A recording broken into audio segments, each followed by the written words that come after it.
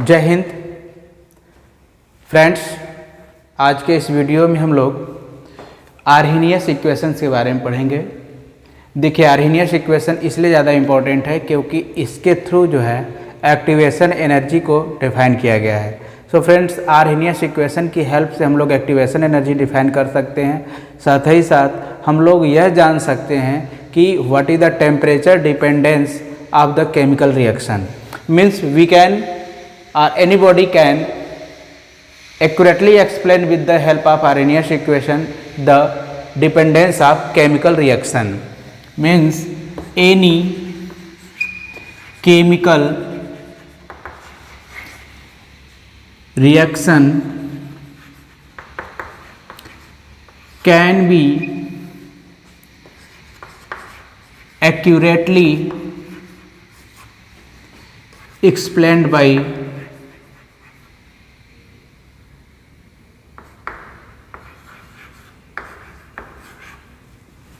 Arrhenius equation.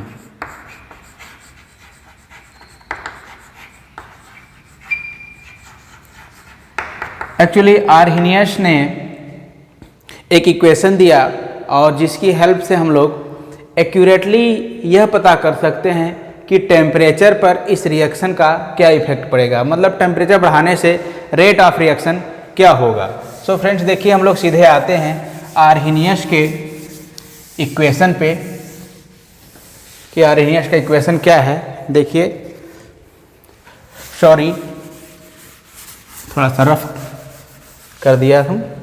देखिए, Arrhenius ने जो इक्वेशन दिया है उसे हम लोग रिप्रेजेंट करते हैं K equal to the.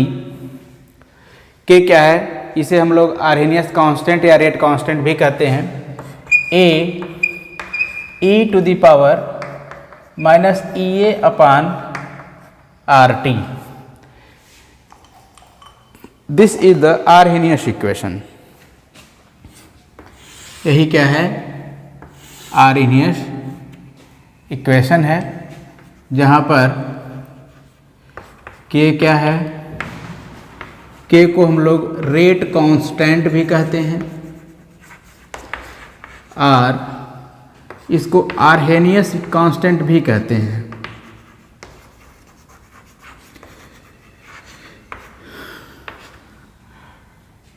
A क्या है, एक कांस्टेंट है,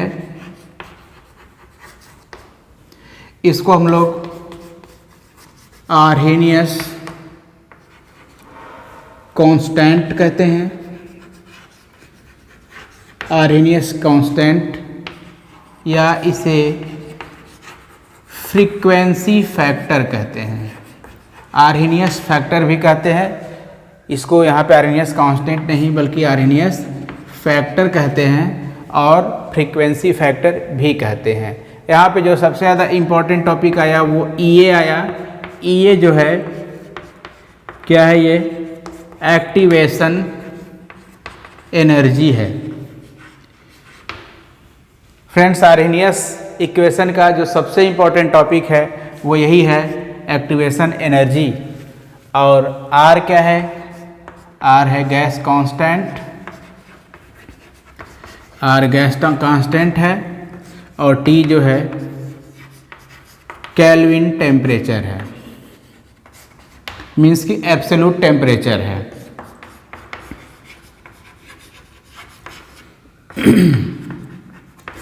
सो देखिए, आप तो समझ चुके हैं कि यहाँ पे कौन सा टर्म किसके लिए यूज हुआ है। तो यही आर्हेनियस इक्वेशन है। अब हम लोग एक्टिवेशन एनर्जी के बारे में डिस्कस करेंगे थोड़ी देर बाद।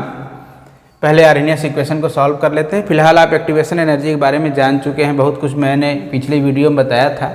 अगर आप नहीं देखे हैं तो यूट्यूब से केम क्लास ऑनलाइन सर्च कर लीजिएगा, या तो इस वीडियो के डिस्क्रिप्शन लिंक में दी हुई है, एक लिंक दी हुई है, वैसे ढेर सारे लिंक हैं, उसमें से एक्टिवेशन एनर्जी के लिए वो लिंक दिया हुआ है, आप वहाँ से देख लीजिएगा, आपको आसानी से मिल जाएगा।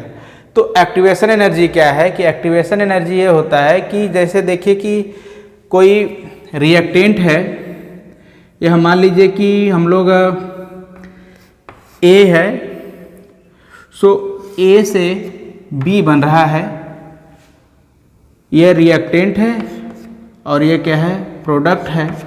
सो रिएक्टेंट और प्रोडक्ट के बीच में एक स्थिति या एक ऐसी सिचुएशन क्रिएट होती है जिस समय जो प्रोडक्ट होता है न तो कम्प्लीटली बना होता है, न रिएक्टेंट कम्प्लीटली ब्रेक हुआ रहता है। उस एक्विलिब्रियम स्टेट या एक्विलिब्रियम मीडियम को, उस टाइम को हम लोग एक्टिवेटेड कॉम्प्लेक्स कहते हैं। जो बना हुआ फॉर्मेशन किया हुआ कंपाउंड है उसे हम लोग एक्टिवेटेड कॉम्प्लेक्स कहते हैं। और वह एनर्जी जो रिएक्टेंट को रिक्वायर्ड है to form the activated complex is known as the activation energy. Means activation energy is the required amount of energy to make the activated complex and further the activated complex break down into the product. So ये के बारे में, activation energy के बारे में हम लोग बाद में और सारी बातें करेंगे। फिलहाल हम लोग इसको थोड़ा सा और आगे प्रोसीड करते हैं। देखिए दोनों साइड का अगर हम लोग लॉग ले लें तो ये हो जाएगा नेचुरल लॉग के इक्वल टू दी, ए क्या है, कांस्टेंट है, इसको लास्ट में हम लोग लिख लें। ई क्या है, ये लॉगरिथमिक एक्सपोनेंट है। सो यहाँ से शुरू होगा हमारा minus E A upon R T plus L N A. ठीक है, ये इक्वेशन हुआ जिसमें हम लोगों ने क्या किया है कि आर्हेनियस इक्वेशन के दोनों साइड का नेचुरल लॉग ले लिया। इस इक्वेशन को थोड़ा सा हम लोग अपनी हेल्प के लिए ऐसे कन्वर्ट कर दें, L N K equal to the minus E A upon R into 1 upon T plus L N A. तो यह जो है y equal to the M X plus C में कन्वर्ट हो जाएगा, क्योंकि c कांस्टेंट है और एल एन ए भी कांस्टेंट है। सो इस तरह से y equal to the M X plus C. तो जब हमें y equal to the M X plus C मिल गया, सो हम क्या कर सकते हैं भाई, ग्राफ प्लॉट कर सकते हैं फ्रेंड्स।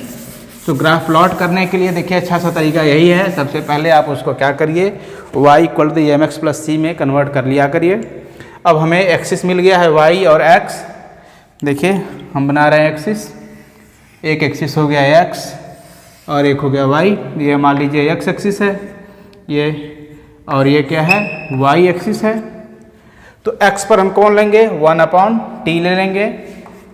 तो x पर हमने 1 अपॉन टी ले लिया, जो इस साइड की तरफ बढ़ रहा है। देखिए तो कंफ्यूज मत होइएगा, ये x एक्सिस के लिए लिखा गया है, ये ओरिजिन पॉइंट है।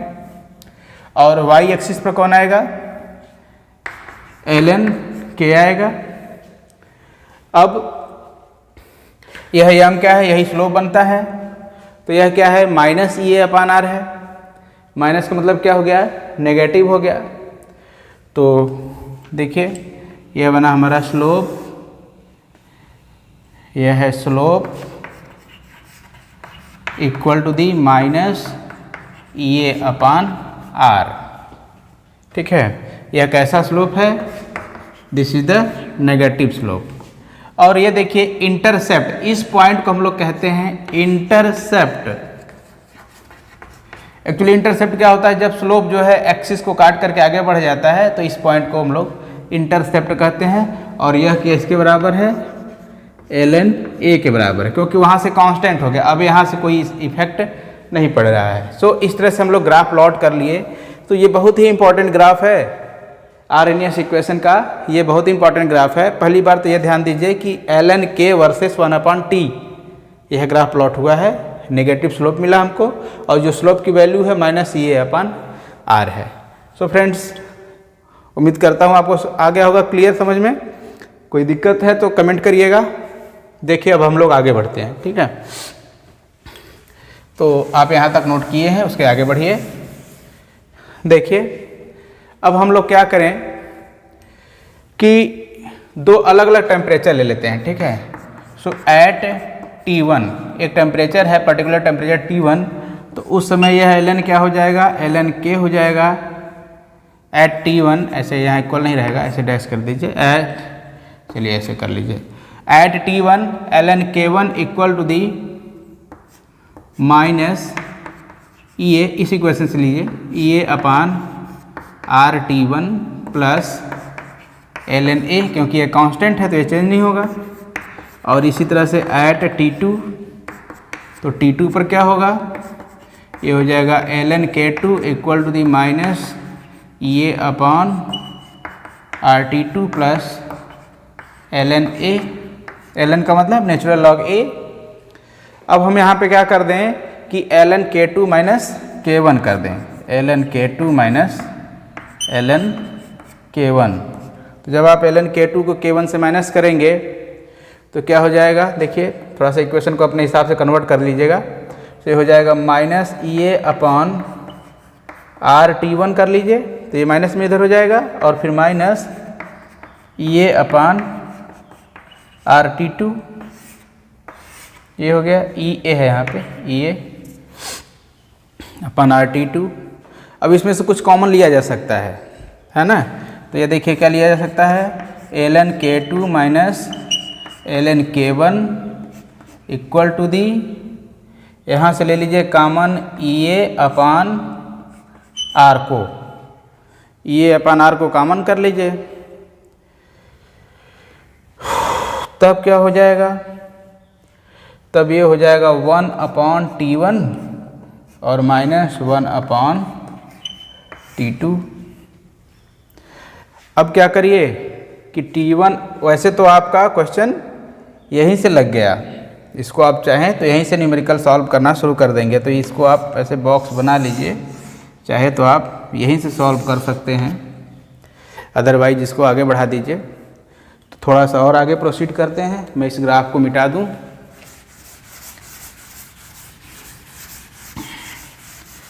तो देखिए क्या मिलेगा हम लोगों को, ध्यान से देखिएगा।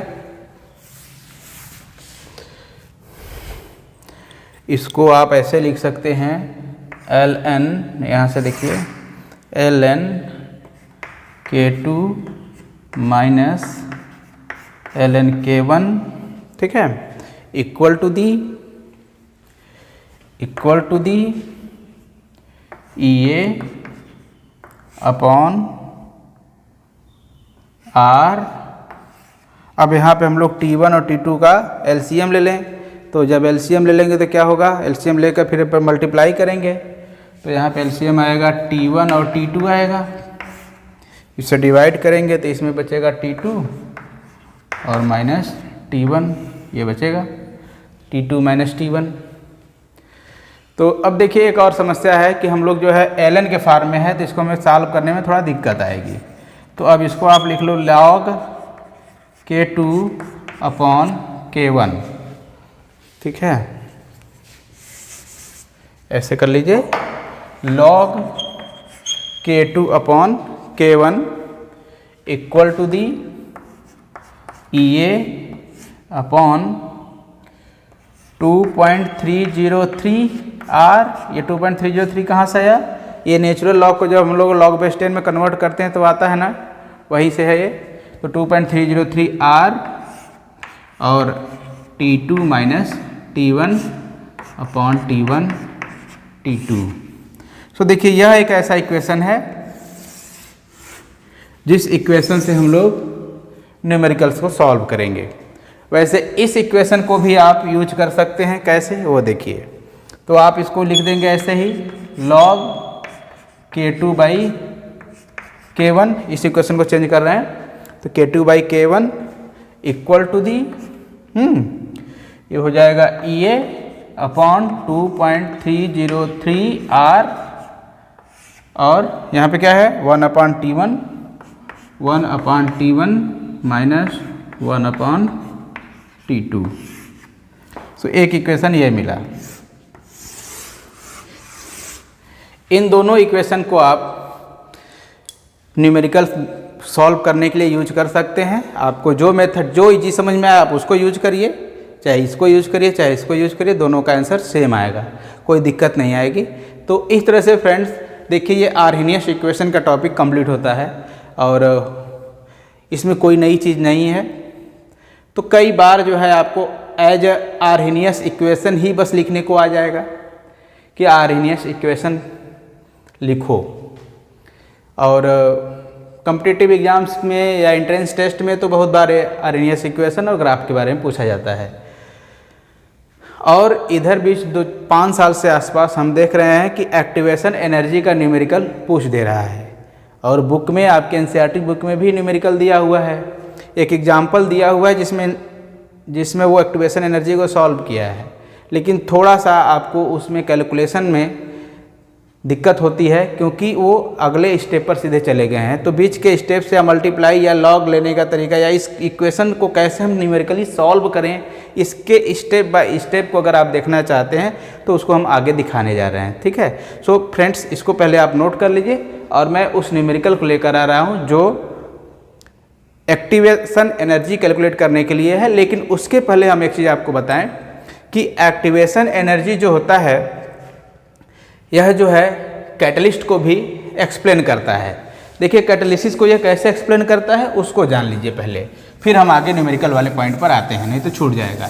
देखिए क्या है कि जैसे हम लोग अगर ये पिछले वीडियो में मैंने ग्राफ बनाया हुआ है, आप देखिएगा यहाँ पे रिएक्टेंट है और ये इस तरह से प्रोडक्ट है, ये रिएक्शन कोऑर्डिनेट है, ये टाइम है।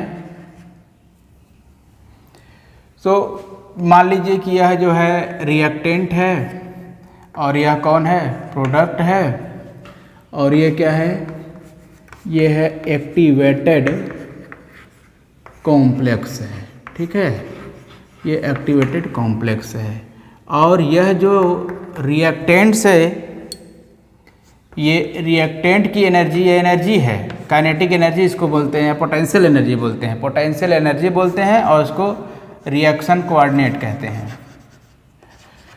तो इस एनर्जी को ही एक्टिवेशन एनर्जी कहते हैं। ठीक है, ये एनर्जी जो है एक्टिवेशन एनर्जी है। और यह देखिए जो डिफरेंस निकल रहा है प्रोडक्ट की एनर्जी और रिएक्टेंट की एनर्जी का, ये जो डिफरेंस निकल रहा है ये डेल्टा एच है। डजेंट मैटर कि ये वो पॉजिटिव होगा कि नेगेटिव होगा, वो आगे की बात है। सो देखिए एक एक्टिवेटेड कॉम्प्लेक्स जब बनता है वो तुरंत ही, बहुत शॉर्ट टर्म उसकी लाइफ होती है, वो तुरंत ही प्रोडक्ट में कन्वर्ट हो जाता है या ब्रेक डाउन कर जाता है। लेकिन यहाँ पर एक प्रॉब्लम ये आ रही है कि एक्टिवेशन एनर्जी मॉलिक्यूल्स गेन कैसे करते हैं, या reacting molecules activation energy gain कैसे करते हैं। तो पहली बात तो इसका एक्सप्लेनेशन ये है कि वो मॉलिक्यूल्स आपस में कोलाइड करके एक्टिवेशन एनर्जी गेन करते हैं, और जो कोलिजन्स होता है परफेक्टली इलास्टिक होता है। It means that only energy transferring to one molecules to the another molecule, क्योंकि एनर्जी के बहुत सारे फॉर्म हैं तो हीट में और बाकी कन्वर्जन होता रहता है। तो इसमें क्या है कि एनर्जी का जो ट्रांसफ़र हो रहा है वो कैसे हो रहा है, एक मॉलिक्यूल से दूसरे मॉलिक्यूल में ड्यू टू दी कोलिजन्स हो रहा है। और कोलिजन्स के बारे में मैंने पिछले वीडियो में बताया हुआ है, आप उसको देखिएगा, वहाँ से प्रॉपर क्लियरेंस मिलेगी आपको। अब देखिए दूसरा टर्म ये कहता है कि अगर हम रिएक्टेंट मॉलिक्यूल को वार्म करें या हीट करें या टेम्परेचर रेज करें तो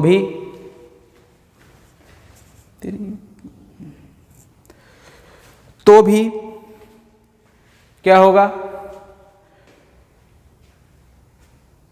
अगर हम रिएक्टेंट को वार्म करें या हीट करें तो भी एक्टिवेशन एनर्जी उसकी बढ़ेगी, क्योंकि एनर्जी उसको मिलेगा तो मॉलिक्यूल्स की एक्टिवेशन एनर्जी बढ़ेगी, तो रेट ऑफ रिएक्शन या रिएक्शन कोऑर्डिनेट बढ़ेंगे।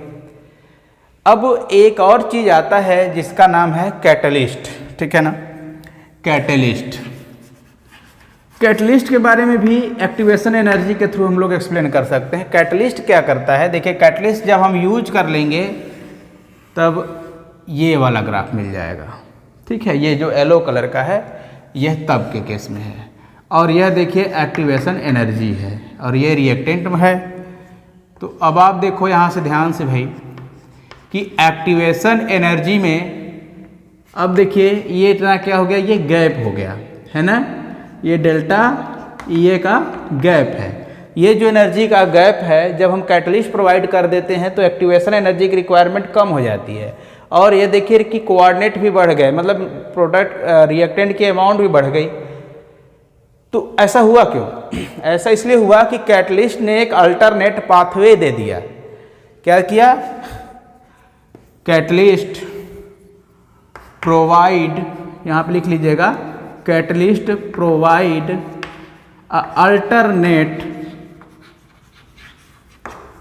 pathway to complete reaction by formation of activated complex। अब भाई जैसे किसी को देखिए, अगर यह मान लेते हैं कि कोई रास्ता है, यहाँ से कोई चलता है और यहाँ पे पहुँचता है, तो ये ऐसे जाता है, फिर यहाँ जाएगा और फिर ये यहाँ आएगा। लेकिन अगर कोई किसी उपाय को करके किसी तरीके से एक डायरेक्ट पाथवे दे दे ऐसे बी जाने का, तब तो शॉर्ट टर्म हो जाएगा, तो यहाँ तो जल्दी जल्दी प्रोडक्ट पहुँचने लगे, कोई भी पहुँचने लगेगा आसानी से। वही काम कैटलिस्ट करता है। कैटलिस्ट क्या करता है कि अल्टरनेट पाथवे दे देता है। अभी पाथवे कहाँ से देता है? रिएक्शन मैकेनिज्म में देता है। रिएक्शन मैकेनिज्म में क्या करता है? कैटलिस्ट इन्वॉल्व हो जाता है रिएक्शन में और उसको फटाफट रिएक्शन को प्रोडक्ट में कन्वर्ट करा देता है और फिर एज सच उसी फार्म में आउट हो जाता है। इस तरह से ये रिएक्शन प्रोसीड करते हैं। तो फ्रेंड्स, इस तरह से हम लोग यह क्लियर हुए, इस कंक्लूजन में पहुँच रहे हैं कि कैटलिस्ट यूज कर लेने से एक्टिवेशन एनर्जी कम हो जाती है।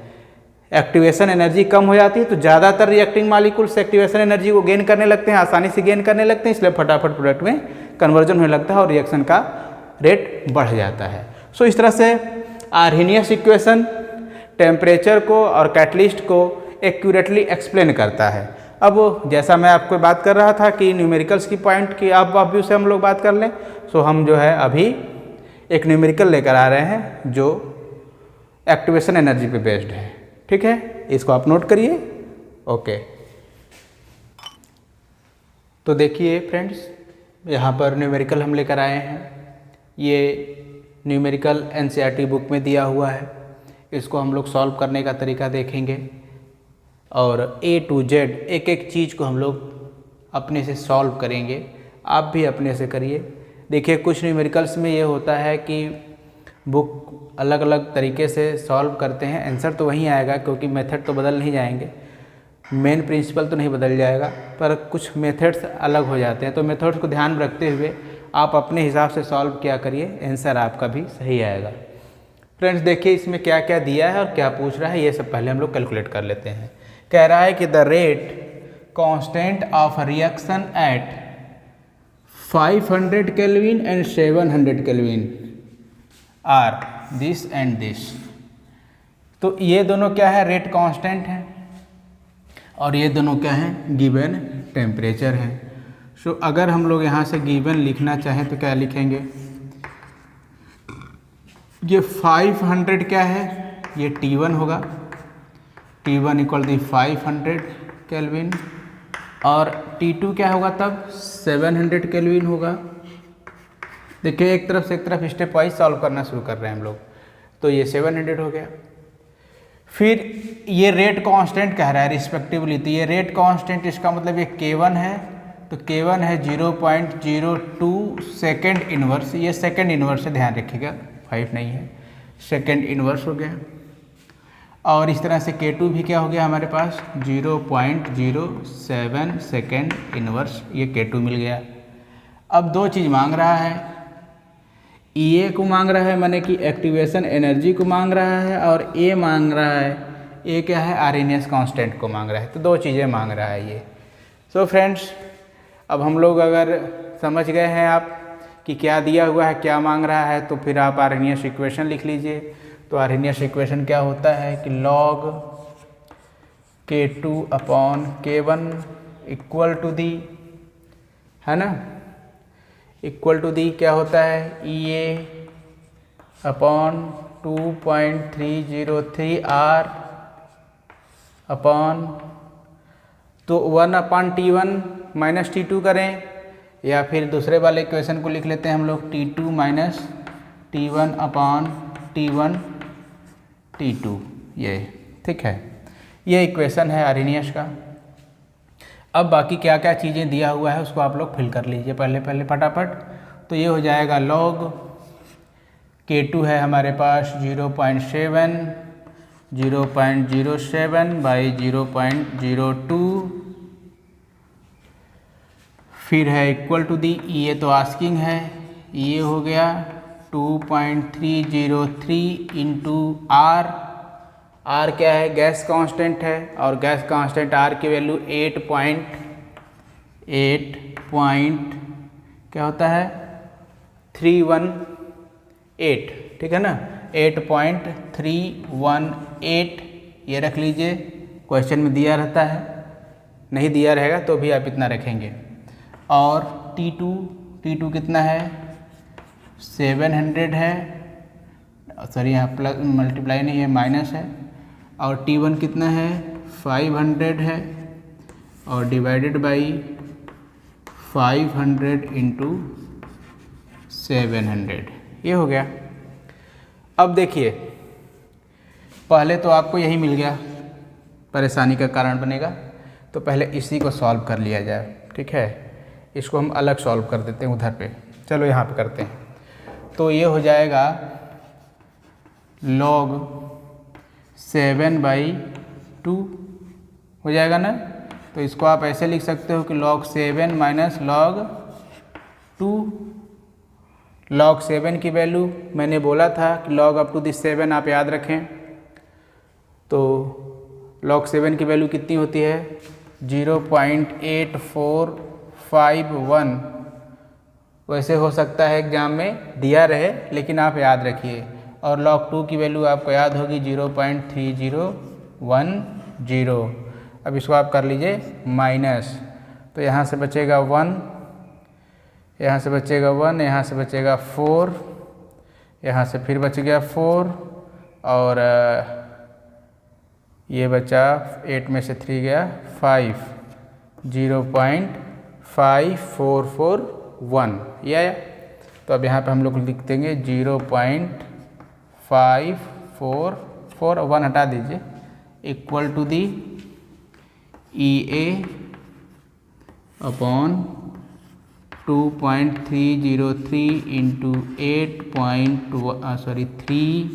318। देखिए न्यूमेरिकल्स लगाते समय इस बात को ध्यान रखिए कि कोई भी डिजिट मल्टीप्लाई कहीं इधर का उधर ना हो जाए। जैसे कोई डिवाइड है, अगर उसके बजाय मल्टीप्लाई कर दिए आप, तो एक बार अगर मिस्टेक हो गया तो पूरा आंसर नहीं आएगा और फिर आप परेशान हो जाएंगे। एग्जाम में दोबारा रिपीट करने के चांसेस नहीं होते हैं, इसलिए आप प्रॉपरली एकदम स्टेप वाइज चलेगा। एक स्टेप 2 स्टेप ज़्यादा हो जाए ठीक है, शॉर्टकट के चक्कर में गलती ना हो। तो यहाँ पे बचेगा आपका 200 और 35, 7 5 जा 35, 20 इसका 20 इसका, ये आ गया हमारे पास इतना वैल्यू, ठीक है। अब हम लोग क्या करें, EA को इधर ले लेते हैं। चलिए EA को ले लेते हैं इधर। तो EA इक्वल टू क्या हो जाएगा, तो इसके बाई 1 कर लीजिए। तो जब EA इधर गया तो ये सारी चीज़ें ऊपर चली जाएंगी। तो ये हो जाएगा 0.544 इंटू 2.303 इंटू 8.318 इंटू होगा ना, इंटू ये भी ऊपर जाएगा 3500 और टोटल डिवाइडेड बाई ये वाला नीचे चला जाएगा 200। अब इसको कर दीजिए ऐसे डिवाइड। अब ये 3500 है तो 2 से काट देंगे तो 1750 ये हो जाएगा। इतना हमको मिल गया। अब हम क्या करें, बस मल्टीप्लाई करना है, इसको इसमें मल्टीप्लाई करना है, फिर इसको इसमें मल्टीप्लाई करना है, फिर जो वैल्यू आता है इसमें मल्टीप्लाई करना है। तो अब इसको मल्टीप्लाई करके दिखाने का कोई मतलब नहीं है, इतना आप कर लेंगे। और मैंने इसको मल्टीप्लाई करके ऑलरेडी रखा हुआ है। इसकी वैल्यू जो आएगी, याद है, जो वैल्यू आएगी वो आएगी 18228 जूल मोल इनवर्स, ये आएगी। ये आ गया हमारा आंसर। और अगर इसको हम लोग 1000 से डिवाइड कर दें तो 18.228 तब हो जाएगा ये किलो जूल मोल इनवर्स। तो ये आंसर हो गया। अब आंसर जूल में पूछा है कि किलो जूल में पूछा है या नहीं पूछा है किसी में, तो जो मन में आया दे दीजिए। अगर किलो जूल में पूछा है तो इस फॉर्म तक जाना पड़ेगा और यहाँ पे यूनिट लिखना पड़ेगा। अगर वो नहीं बताए हैं तो बस यहीं पे आप रुक जाइए। सो हमारा जो है आंसर आ गया, एक्टिवेशन एनर्जी हमको मिल गया 18.228 जूल मोल इनवर्स, ये मिल गया। अभी हमको चाहिए एक्टिवेशन आर्हेनियस कांस्टेंट ए की वैल्यू अभी कैलकुलेट करना है। तो ए को भी कैलकुलेट करने का तरीका हम लोग अभी देखते हैं। फिलहाल हमारे पास बोर्ड पे जगह नहीं है तो आप इसको नोट कर लीजिए और फिर मैं इसको ए को बताता हूँ कि यह ए कैसे कैलकुलेट होगा। फ्रेंड्स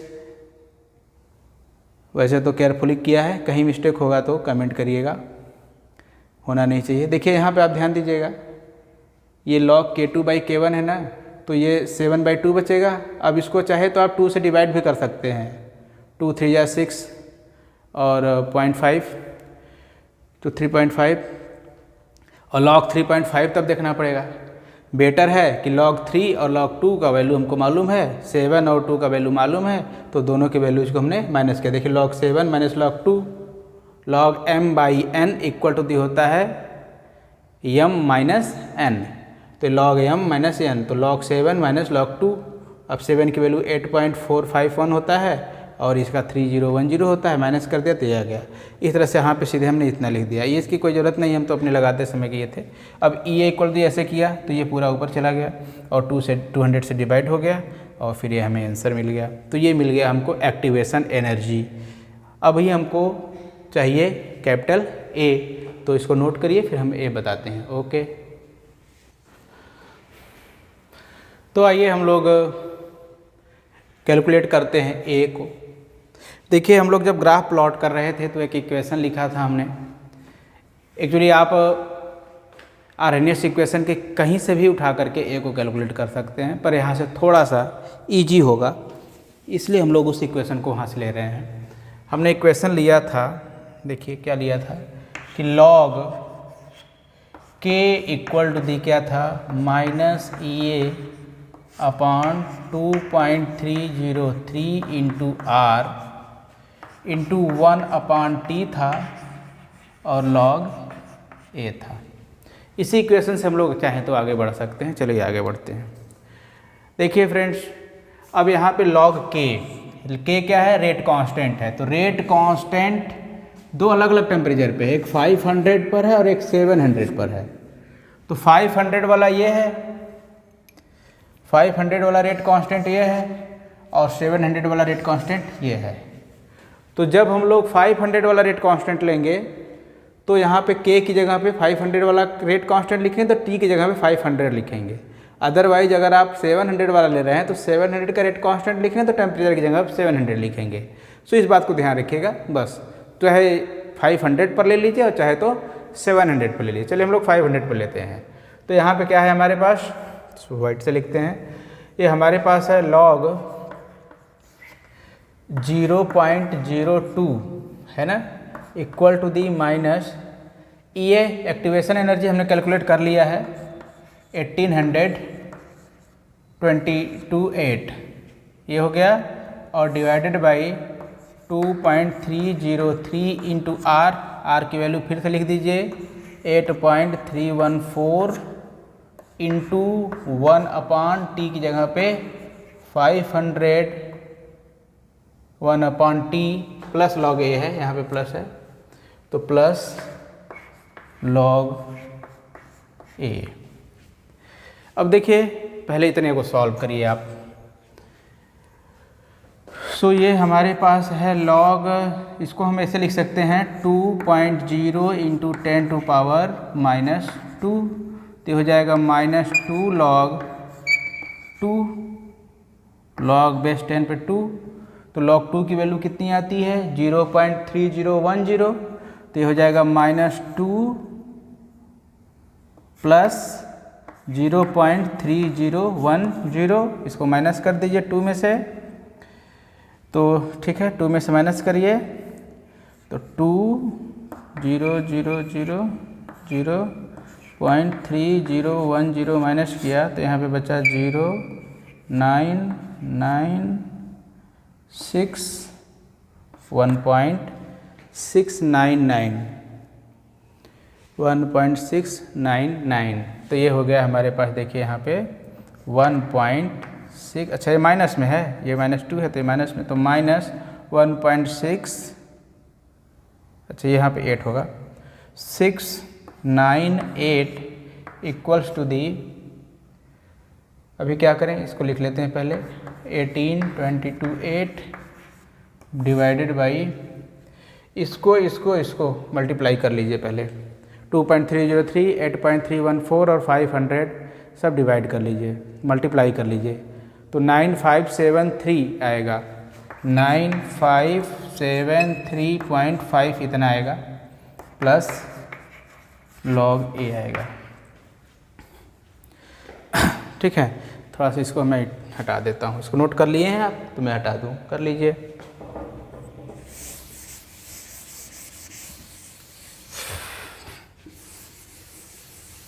अब देखिए भाई, हमको चाहिए log a, हम log a को इस साइड कर लेते हैं, तो ये हो गया log a equal to the क्या होगा,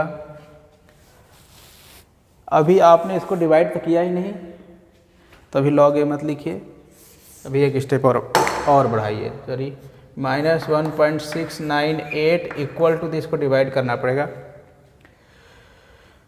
तो जब इसको हम लोग डिवाइड करेंगे तो आएगा -1.904, इसको कर लीजिए फ्रेंड्स, डिवाइड कर लीजिए। अब हर बार इसे मल्टीप्लाई डिवाइड करने में बहुत समय हो जाएगा ना, वैसे भी मैं बहुत स्लो चल रहा हूँ इसमें, प्लस log a।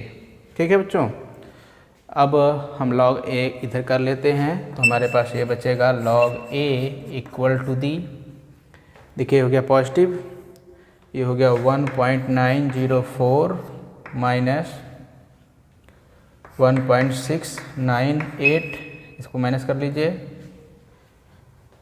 14 8 से 14, ये क्या बचेगा 0.206। ठीक है, क्या बचा यहाँ से ऊपर देखिए, हमको मिला log a equal to the 0.206, पर हमको चाहिए a, है ना, तो हम a इक्वल टू क्या लिखेंगे, a इक्वल टू दी क्या होगा, एंटी लॉग, एक नई चीज़ आई है आपके लिए शायद, एंटी लॉग 0.206। ठीक है, अब ये एंटी लॉग क्या चीज़ है, एंटी लॉग वैसे तो log बेस 10 या लॉगरिथम का अपोजिट होता है, पूरी तरह से उल्टा होता है प्रोसेस। अब देखिए आपको एंटी लॉग निकालना है ना, तो एंटी लॉग के टेबल में जाएंगे, वहाँ पे जब जाएंगे तो 0.10 से शुरू होगा, तो आपको भी यहाँ से देखना है, देखिए 0.20 ऐसे कॉलम बने होते हैं, तो 20 के इधर जाएंगे तो इधर लिखा होगा 1 2 3, तो 6 वाले के नीचे देखेंगे, 20 के सामने शुरू करेंगे और यहाँ 6 के नीचे जो वैल्यू दी होगी वहाँ देखेंगे।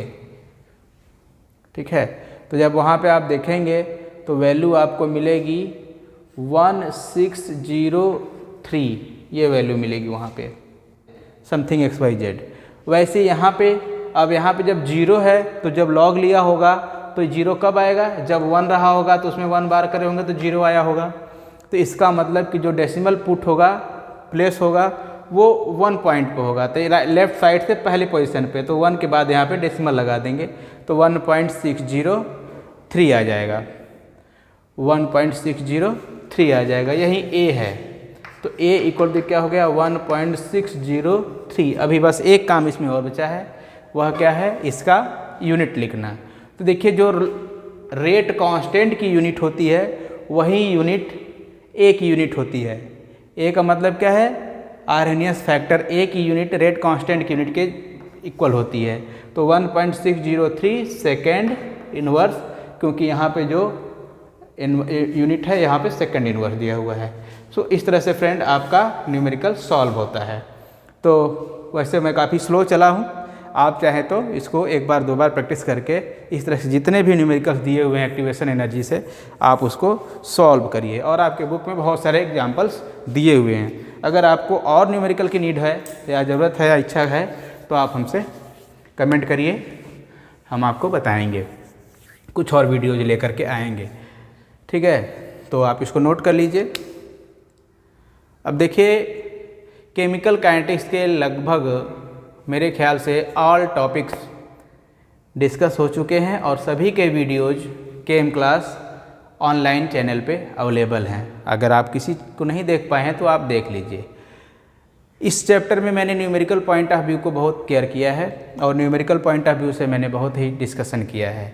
सो फ्रेंड्स, ये भी जानना बहुत ज़रूरी है कि आखिर न्यूमेरिकल पॉइंट ऑफ व्यू से इतना डिस्कस कर रहे हैं हम लोग, इतना टाइमिंग दे रहे हैं, अपना टाइम दे रहे हैं, तो देखें कि न्यूमेरिकल का क्या कंडीशन है, मतलब बोर्ड के एग्जाम में न्यूमेरिकल किस प्रकार से आते हैं। सो इसको मैं इरेज करके अगला आता हूँ कि बोर्ड एग्जाम का पैटर्न क्या है केमिकल काइनेटिक्स से रिलेटेड न्यूमेरिकल के पॉइंट ऑफ व्यू से। ओके, नोट करिए।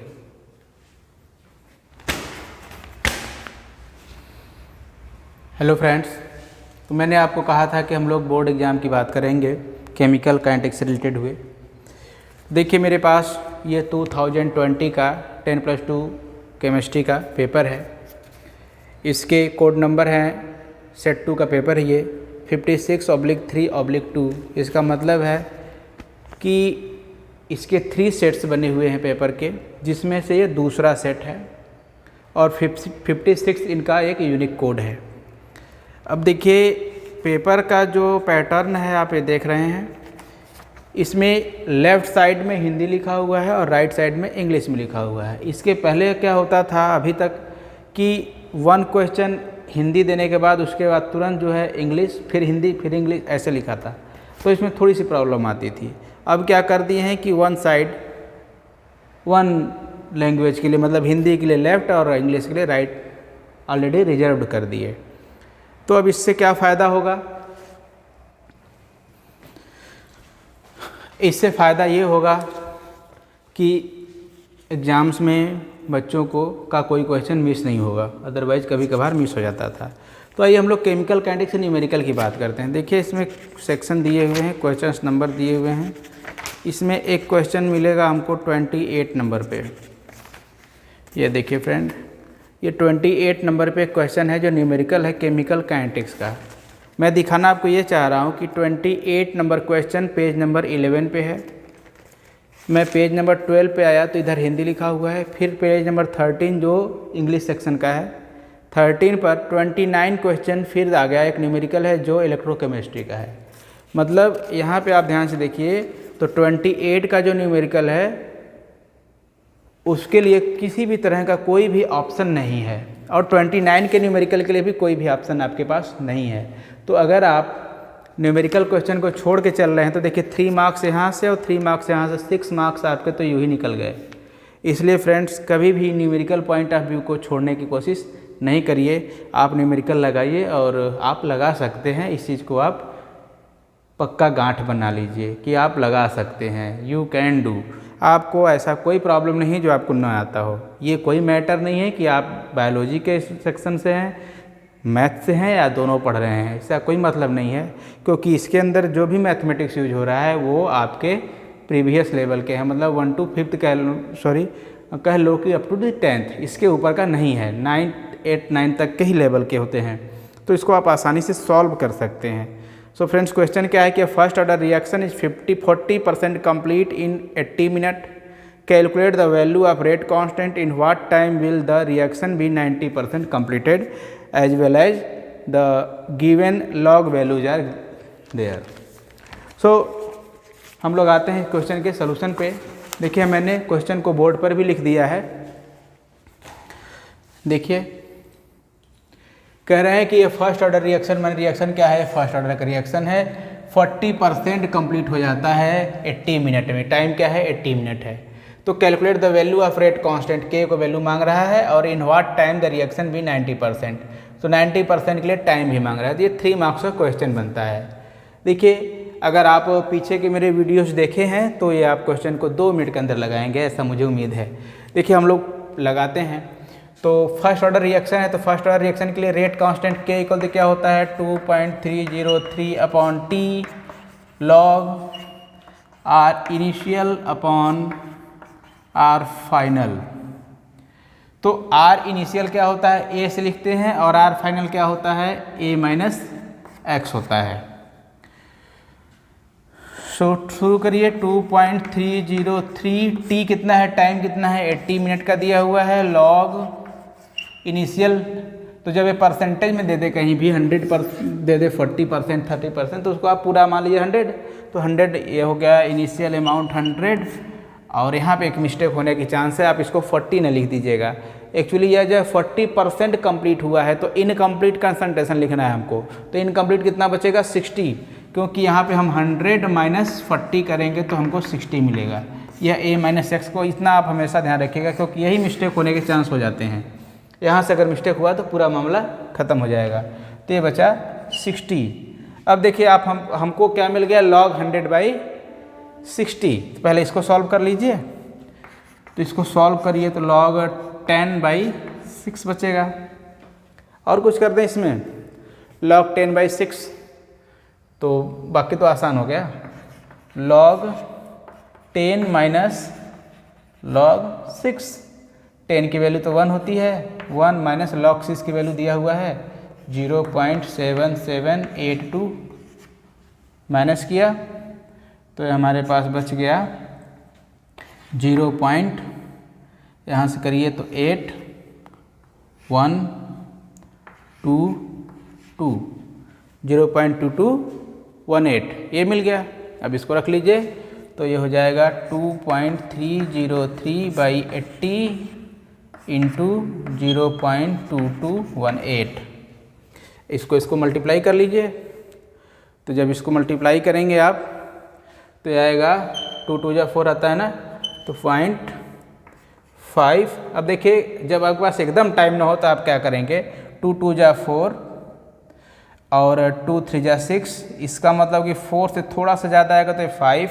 यहाँ पे 1 2 कुछ रेशियो ऐसे आएंगे तो आप ऐसे फटाफट ऐसे 1 लिख लिया करें।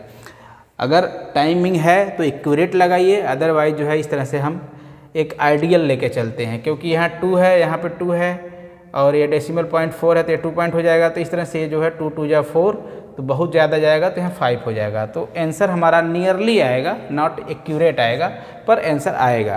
तो ये 0.51 एक्यूरेट अगर मल्टीप्लाई करें हम तो उस समय आता है 5108 डिवाइडेड बाई 80। अब इसको सॉल्व कर दीजिए।